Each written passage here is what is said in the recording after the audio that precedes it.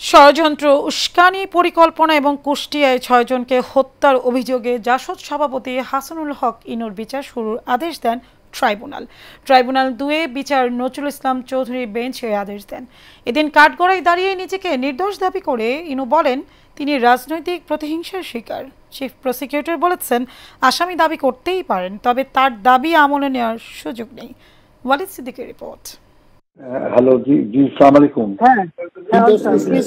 ইনু বলছিলাম। না, আপনি একটা কথা, আমি মনে করি যে আপনার পদক্ষেপটা সঠিকই হয়েছে। এখন পর্যন্ত যা রিপোর্ট বাংলাদেশে পাচ্ছি আর কি, আপনি এই ক্লিয়ারে জামাত শিবিরের আবার মেরুদণ্ডটা ভেঙে দেন আর কি, ঢাকা শহরে একেবারে এক্সপোজ হয়েছে আর কি। একটু দেখেন, আর আমি বাদ বাকি আমাকে যেটা বলবেন আমি ইনশাল্লাহ করব। না, ওই তালিকাগুলি একটু করায় ফেলান। আর জুলাই আন্দোলন চলাকালে আন্দোলন দমনে শেখ হাসিনাকে পরামর্শ দিতে শোনা যায় হাসানুল হক ইনুকে কিভাবে দমন পীড়ন চালানো যায়, জামাত শিবিরকে কিভাবে নিশ্চিহ্ন করা যায় এবং কুষ্টিয়ায় কিভাবে আন্দোলন দমন করা হয়েছে, এসব বিষয় উঠে আসে শেখ হাসিনার সঙ্গে ফোনালাপে।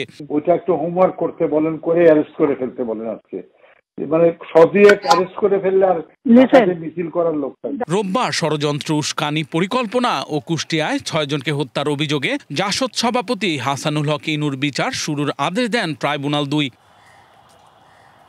একই ট্রাইব্যুনাল কুষ্টিয়ায় আরেক মামলার ৩টি অভিযোগে মাহবুবুল আলম হানিফ সহ আওয়ামী লীগের ৪ নেতার বিচার শুরুর আদেশ দেন। মাহবুবুল আলম হানিফ, যিনি আওয়ামী লীগের অন্যতম একজন নেতা, এবং তার সহ কুষ্টিয়া আওয়ামী লীগের আরও ৩ জন নেতা সহ মোট ৪ জনের বিরুদ্ধে আরও একটি মামলায় অভিযোগ গঠন হয়েছে এবং সেটার বিচারের জন্য ২৫শে নভেম্বর সাক্ষ্য গ্রহণের জন্য দিন ধার্য করা হয়েছে। এদিন কাঠগড়ায় দাঁড়িয়ে নিজেকে নির্দোষ দাবি করে ইনু বলেন তিনি রাজনৈতিক প্রতিহিংসার শিকার। আদালতকে ২-১টা কথা বলেছেন, তারপর উনি জোর গলায় বলেছেন যে উনি সম্পূর্ণরূপে নির্দোষ। উনি বলছেন মামলাটি উদ্দেশ্য প্রণোদিত এবং রাজনৈতিক আক্রোশের উনি শিকার। চিফ প্রসিকিউটর বলেন আসামি দাবি করতেই পারেন, তবে তার দাবি আমলে নেয়ার সুযোগ নেই। সাক্ষ্য প্রমাণের মাধ্যমেই তাকে প্রমাণ করতে হবে তিনি নির্দোষ, আর প্রসিকিউশন প্রমাণের চেষ্টা করবে তিনি দোষী।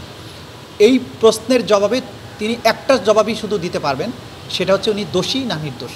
এর বাইরে তিনি যে সমস্ত বক্তব্য দিয়েছেন এগুলো আমলে নেওয়ার কোনো সুযোগ নেই।